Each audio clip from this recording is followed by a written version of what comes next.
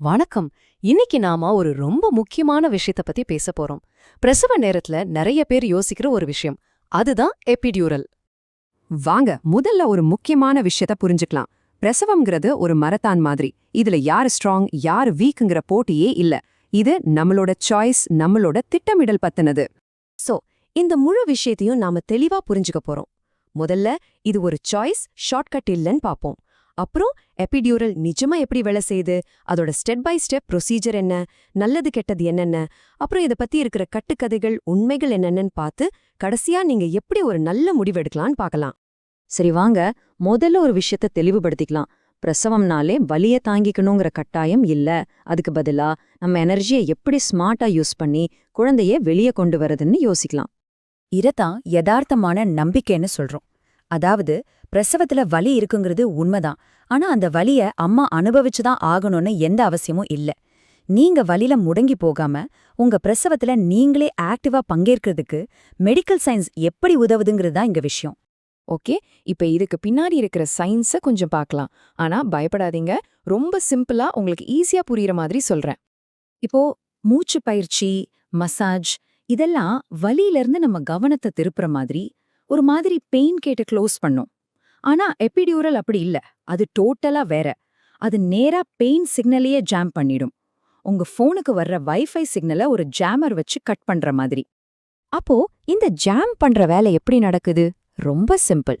தண்டுவடத்துக்கு வெளியில இருக்கிற எபிடியூரல் ஸ்பேஸ்ல கொஞ்சமா மயக்க மருந்து கொடுப்பாங்க.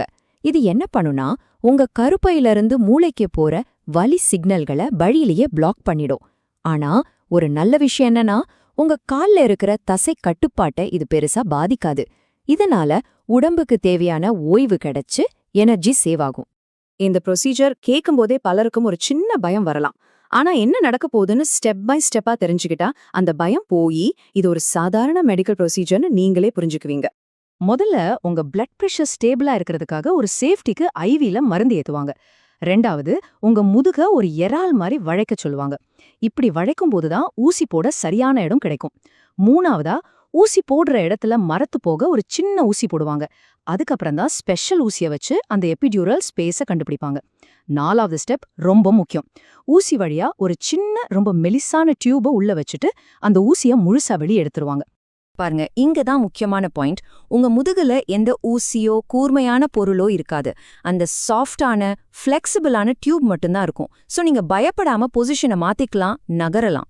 ஒரு நல்ல முடிவு எடுக்கணும்னா ரெண்டு பக்கத்தையும் பார்க்கணும் இல்லையா? வாங்க, எந்த ஒளிவு மறைவும் இல்லாம டேட்டா அடிப்படையில இதோட நல்லது கெட்டதை பத்தி பார்க்கலாம். இந்த டேபிள பாருங்க, இதுதான் யதார்த்தம். ஒரு பக்கம் 95% பேருக்கு வலி நிவாரணம் கிடைக்குது. இது மிகப்பெரிய பிளஸ். இன்னொரு பக்கம் சில பக்க விளைவுகள் இருக்கு. ஆனா பிபி குறையறதுக்கு 10-15% சான்ஸ் தான். அதையும் ஈஸியா சரி பண்ணிடலாம்.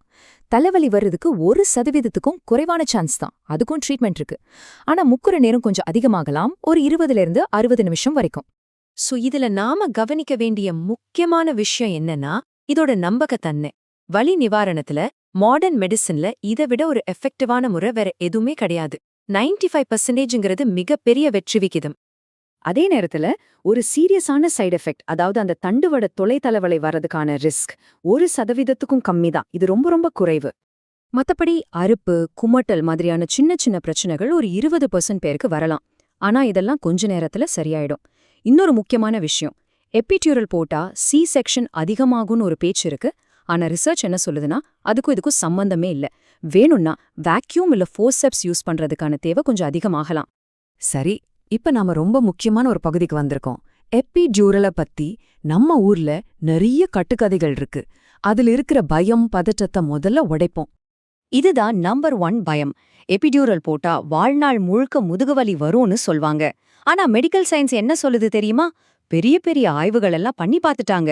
எபிடியூரலுக்கும் டெலிவரிக்கு அப்புறம் வர முதுகுவலிக்கும் எந்த சம்பந்தமும் இல்ல. அப்போ ஏன் முதுகுவலி வருதுன்னு கேட்டிங்கன்னா அதுக்கு உண்மையான காரணங்கள் வேற. உடம்புல வைட்டமின் டி, கால்சியம் குறைபாடு, குழந்தைக்கு பால் கொடுக்கும்போது சரியா உட்காராதது, அப்புறம் பிரசவ நேரத்துல சுரக்கிற ரிலாக்சின் ஹார்மோனால தசை நார்கள் எல்லாம் லூஸ் ஆகிறது, இதுதான் உண்மையான காரணங்கள்.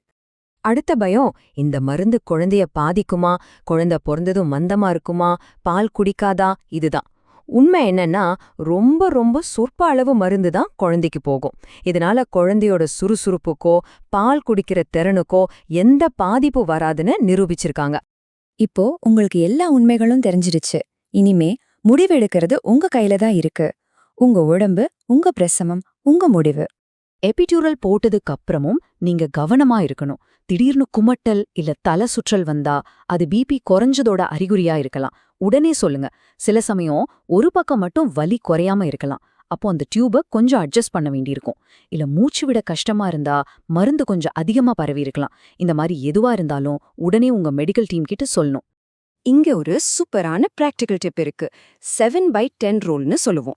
உங்க வலி 10ல 7க்கு மேல போயிடுச்சு, உங்களால மூச்சு பயிற்சியில கூட கவனம் செலுத்த முடியலன்னா ரொம்ப டயர்டாகிற வரைக்கும் வெயிட் பண்ணாதீங்க. ஒரு 4-5 சென்டிமீட்டர் விரிவடைஞ்ச நிலையில எபிடியூரல் கேக்குறது கடைசியில முக்குறதுக்கு உங்க சக்தியை மிச்சப்படுத்தி வைக்கும். ஞாபகம் வச்சுக்கோங்க, இதுல எது பெஸ்ட் சாய்ஸ்னா, எது உங்க பலத்தை அந்த கடைசி கட்டத்துக்காக, அந்த கிராண்ட் ஃபினாலேக்காக சேமிச்சு வைக்குதோ அதுதான். உங்க குழந்தைய இந்த உலகத்துக்கு கொண்டு வரதுக்கு உங்க எனர்ஜி ரொம்ப முக்கியம். இப்போ எல்லா தகவலும் உங்க கையில இருக்கு. சொல்லுங்க, இந்த மராத்தனை நீங்க எப்படி ஓட போறீங்க? இதுல முக்கியம் வலிய தாங்கிக்கிறது இல்ல, சரியான தேர்வுகள் மூலமா நம்மள நாமளே பலப்படுத்திக்கிறது தான். இந்த விஷயங்கள் எல்லாம் உங்க டாக்டர் கிட்ட கலந்து பேச உங்களுக்கு உதவும்னு நம்புறோம்.